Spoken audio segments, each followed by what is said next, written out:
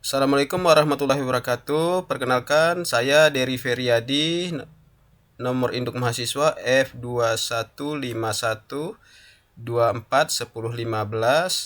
Kali ini saya akan mengerjakan tugas yang diberikan oleh Dr. Warneri MSI terkait mata kuliah difusi inovasi pendidikan. Tugas ini adalah tugas untuk memenuhi tugas ujian akhir semester yang tugasnya adalah membuat perangkat pembelajaran baik itu modul, kemudian bahan atau materi ajar, media, LKPD, dan asesmen. Kemudian video pembelajaran bagi yang tidak mengajar. Instruksi sesuai dengan yang disampaikan pada saat di kelas. Nah, kebetulan saya adalah salah satu yang tidak mengajar, maka tugas kali ini yang saya buat adalah video terkait media pembelajaran yang akan saya sampaikan. Baik, sebelum saya menampilkan video media pembelajaran tersebut, saya akan menampilkan terlebih dahulu modul ajar yang telah saya rancang sendiri terlebih dahulu. Baik, ini saya merancang modul ajar menggunakan Hezin atau Flipbook. Nah, modul ajarnya dengan materi sistem persamaan dan pertidaksamaan linier dengan submateri nilai optimum dan fungsi objektif. Nah, ini presensi, murid bisa melakukan presensi di sini. Karena ini medianya sudah interaktif. Nah, ini modul ajarnya adalah kurikulum dengan kurikulum merdeka dengan pendekatan deep learning atau pembelajaran mendalam. Nah, alokasi waktu pembelajaran ini adalah 2 kali 45 menit pada fase E. Kemudian elemen mata pelajarannya adalah aljabar dan fungsi. Nah, kita kembali ke sini. Ini adalah digunakan untuk kelas 10 dengan kompetensi keahlian desain komunikasi visual di SMK Negeri 1 Matan Hilir Utara. Nah, kemudian kompetensi awalnya, siswa bisa memodelkan masalah ke dalam persamaan linear dan menyelesaikannya. Kemudian media pembelajarannya, media, sarana dan prasarananya bisa HP atau gawai, laptop, akses internet, buku teks, papan tulis, dan sebagainya. Kemudian model pembelajarannya yang saya gunakan adalah problem based learning. Nah, jadi pemecahan masalah nanti. Kemudian dimensi lulusan, profil lulusan itu ada 8, keimanan dan ketakwaan terhadap Tuhan Yang Maha Esa, kemudian kewargaan, kreativitas, penalaran kritis, kolaborasi, kemandirian, kesehatan, dan komunikasi. Target untuk peserta didik adalah peserta didik mendapatkan pengalaman belajar sebagai proses yang dialami peserta didik dalam pembelajaran, yaitu memahami, mengaplikasi, dan merefleksi. Nah, ini tujuan pembelajarannya, yaitu peserta didik mampu memodelkan masalah kontekstual ke dalam sistem pertidaksamaan linear dua variabel sebagai daerah himpunan penyelesaian atau visible region. Kemudian mampu menentukan titik-titik sudut daerah penyelesaian dari sistem pertidaksamaan linear. Kemudian yang ketiga, mampu menyusun dan memodelkan fungsi objektif dari permasalahan kontekstual dan mampu menentukan nilai optimum yaitu maksimum atau minimum fungsi objektif menggunakan metode titik sudut. Nah, oke, kita lanjut. Nah, di sini sudah saya tampilkan juga, saya sematkan di sini adalah video motivasi mindfulness yang saya ambil dari YouTube karya orang lain untuk meningkatkan motivasinya. Sedangkan yang kedua adalah video pembelajaran matematika, ini yang saya rancang sendiri dan sudah saya upload di YouTube. Nah, ini video pembelajaran matematikanya sesuai dengan materi program linear nilai optimum. Nah, ini kegiatan pembelajarannya. Kegiatan awal pendahuluan itu atau pendahuluan 10 menit. Selanjutnya adalah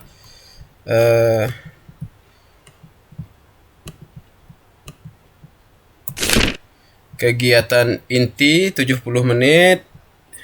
Kemudian kegiatan penutup 10 menit. Nah, ini ada ice breaking, kemudian ada quiz dari Wayground, kemudian ini ada LKPD untuk menambah pemahaman siswa, mereka berdiskusi. cari solusi. Kemudian nah ini ada asesmen. Nah, untuk melakukan penilaian untuk mengukur kemampuan siswa memahami konsep dasar itu satu soal. Kemudian untuk mengukur kemampuan penerapan konsep sederhana itu ada satu soal.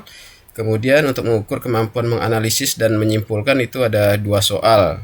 Nah ini soal remedial juga sudah disiapkan. Kemudian ini ada modul atau bahan belajar atau media pembelajaran yang saya ambil dari YouTube, saya sematkan di sini karya orang lain sebagai tambahan pembelajaran mereka saja agar mereka lebih kaya. Kemudian nah selesai berarti dengan demikian kita bisa menampilkan, kita bisa lihat bersama media pembelajaran yang sudah saya buat sesuai dengan materi sistem persamaan dan pertidaksamaan linear ini terkait nilai optimum fungsi objektif. Mari kita saksikan bersama-sama media video pembelajaran yang sudah saya rancang. Assalamualaikum warahmatullahi wabarakatuh. Belajar matematika untuk kelas 10 Desain Komunikasi Visual DKV untuk jenjang SMK bersama Pak Dery Feryadi. Halo, Assalamualaikum. Bertemu lagi dengan saya Pak Dery. Kali ini kita akan belajar matematika dengan materi nilai optimum fungsi objektif.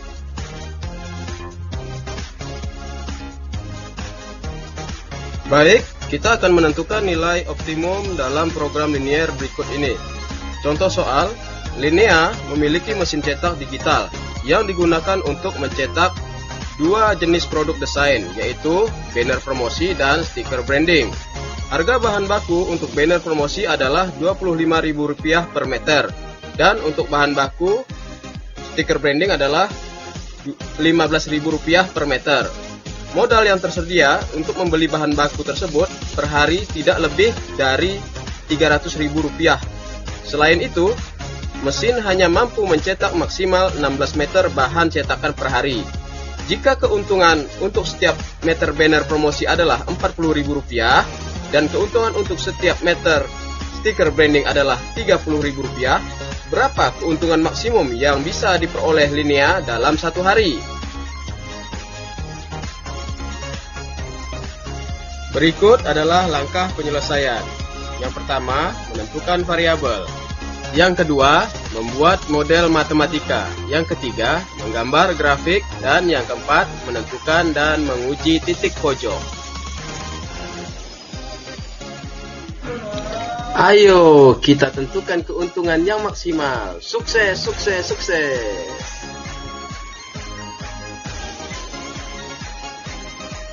Mari kita menentukan variabelnya.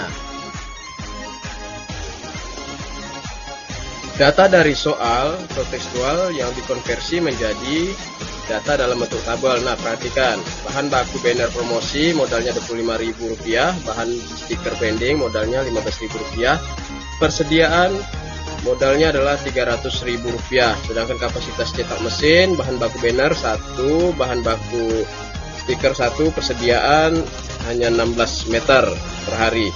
Nah, jadi bisa kita buat variabelnya seperti ini. Kita misalkan banner promosi sama dengan X variabelnya, stiker branding sama dengan Y variabelnya. Nah, sekarang kita akan lanjut membuat model matematikanya.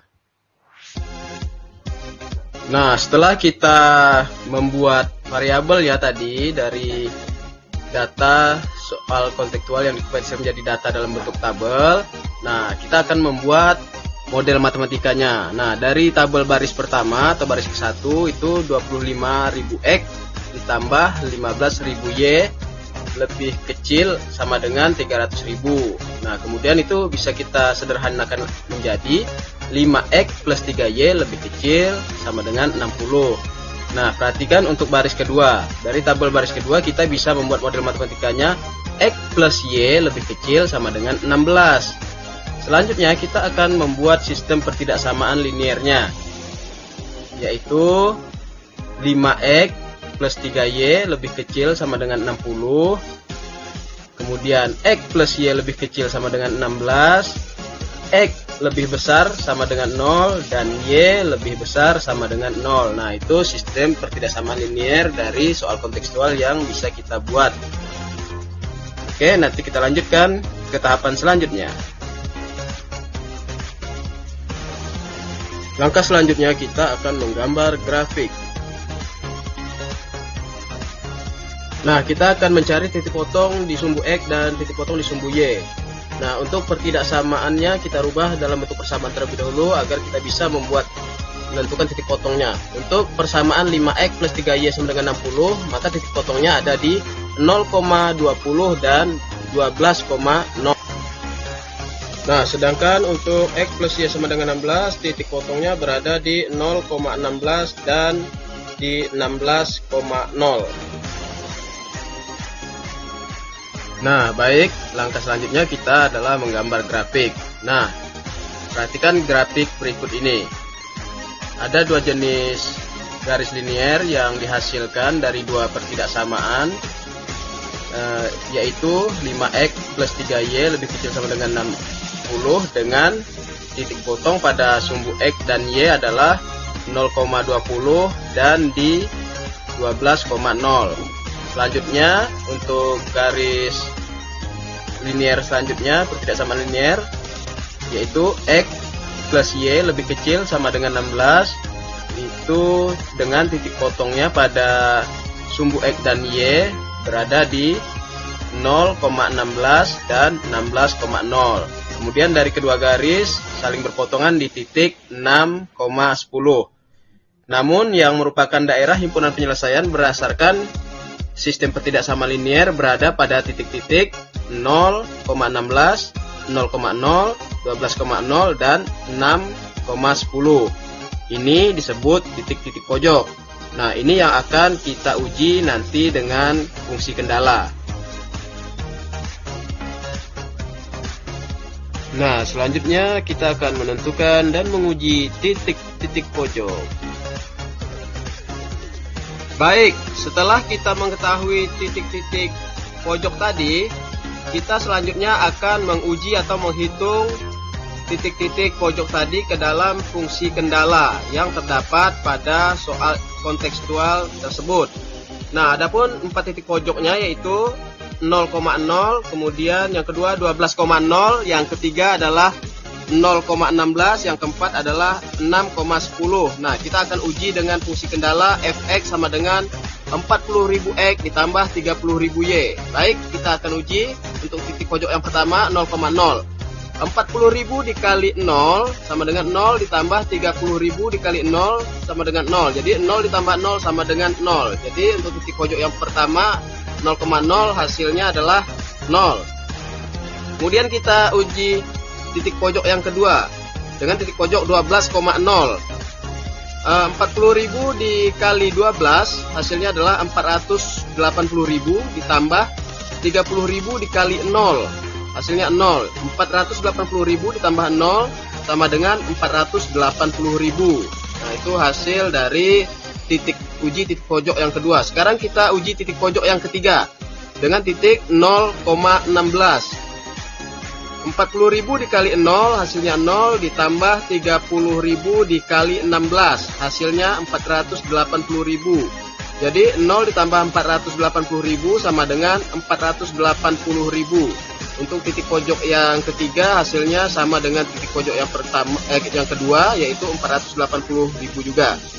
Nah, sekarang kita uji dengan titik pojok yang terakhir 6,10. 40.000 dikali 6 hasilnya adalah 240.000 ditambah 30.000 dikali 10 hasilnya adalah 300.000. Kita tambahkan 240.000 ditambah 300.000 hasilnya adalah 540.000. Nah, jadi untuk titik pojok yang keempat itu hasil yang paling besar. Jadi keuntungan maksimum yang bisa didapatkan oleh si Lenea dari hasil membuat banner promosi dan stiker branding adalah Rp540.000. Nah, itulah keuntungan maksimum yang bisa diperoleh si Lenea. Demikian kita akhiri pertemuan kita kali ini. Assalamualaikum warahmatullahi wabarakatuh. Terima kasih. Salam semangat belajar.